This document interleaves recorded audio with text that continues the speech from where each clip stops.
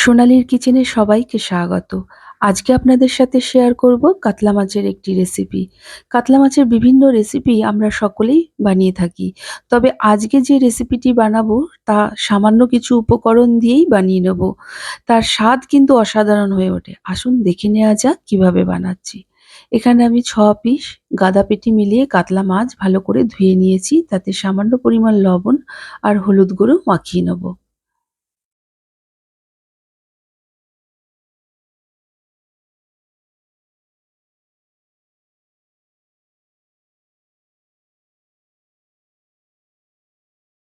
এরপর একটা মসলা বানিয়ে নিলাম।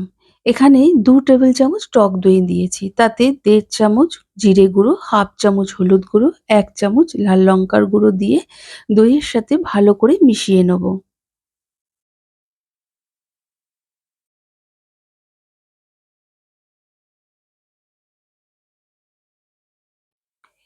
এরপর কড়াই গরম হলে কড়াইয়ে ৫ টেবিল চামচ সর্ষের তেল দিলাম। তেলটা গরম হলে মাছগুলোকে ভেজে নেব।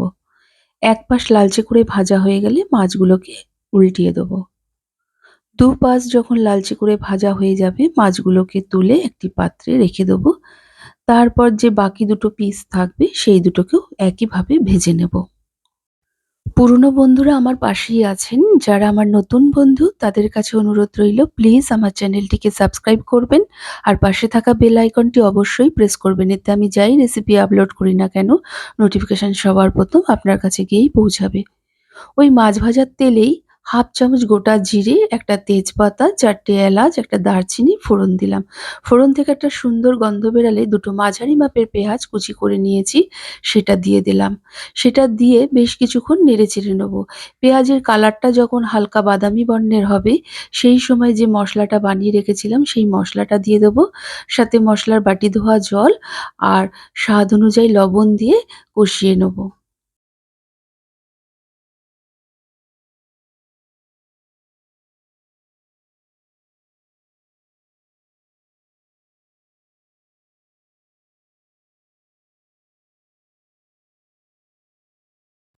মসলা থেকে যখন কাঁচা গন্ধটা চলে যাবে, সেই সময় এখানে আমি ৫০ গ্রাম খোয়া ক্ষীর গ্রেট করে নিয়েছি।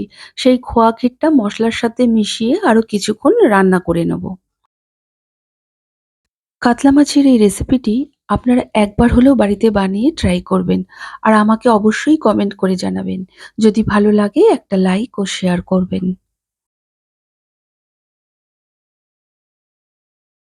দেখুন মসলার সাথে খোয়া ক্ষীরটা ভালো করে মেশানো হয়ে গেছে। এই সময় ১ গ্লাস গরম জল দিয়ে দিলাম।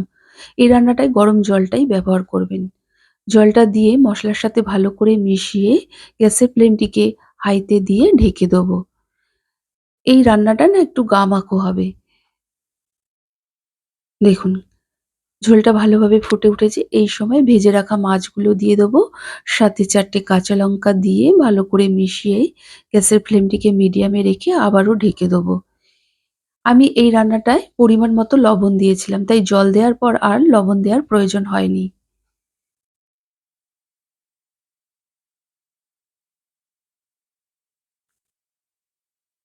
রান্নাটা প্রায় হয়েই এসছে। ঠিক এই সময় ১ চামচ গরম মসলা বাটা দিয়ে ভালো করে মিশিয়ে নেব। তারপর গ্যাসের ফ্লেমটিকে অফ করে কিছুক্ষণ ঢেকে রাখবো। তারপর সার্ভ করব।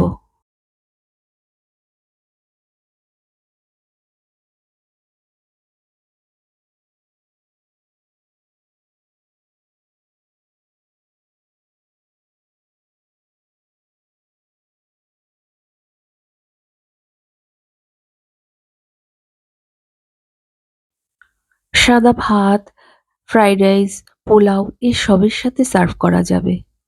আজকের মতো এতটুকু। আবার হাজির হয়ে যাব নতুন কোনো রেসিপির সাথে। সকলে ভালো থাকুন, সুস্থ থাকুন। ধন্যবাদ।